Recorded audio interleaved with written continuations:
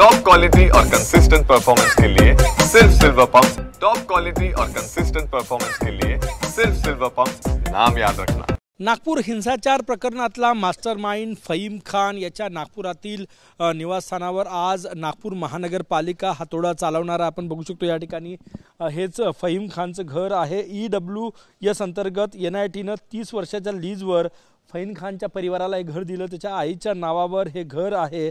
आणि काल नागपूर महानगरपालिकेतर्फे ही नोटीस जी आहे ती त्या ठिकाणी बजावण्यात आलेली आहे।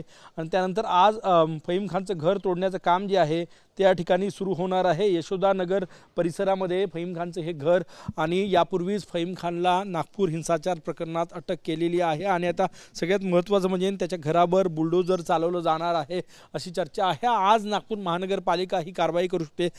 2 दिवसापूर्वीच महाराष्ट्राचे मुख्यमंत्री देवेंद्र फडणवीस यांनी संकेत दिले होते की जे या प्रकरणामध्ये दोषी आहे त्यांच्यावर कठोर कारवाई केली जाईल, त्यांच्याकडनं नुकसान भरपाईची वसुली केली जाईल आणि फहीम खानच्या घरावर अनधिकृत बांधकाम असेल तर हातोडाही चालवला जाईल असे संकेत दिले होते। आणि त्यानंतर नागपूर महानगरपालिका ॲक्शन मोडवर आलेली आहे।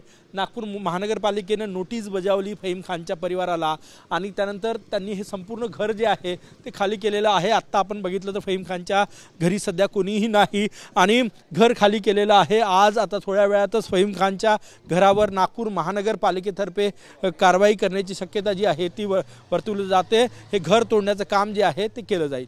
कॅमेरामॅन सचिन सयामसह गजानन नुमाटे, TV9 मराठी, नागपूर।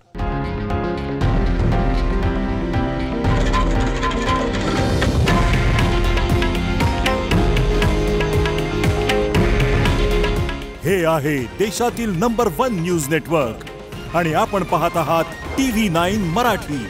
काळजी तुमची, हित महाराष्ट्राचं।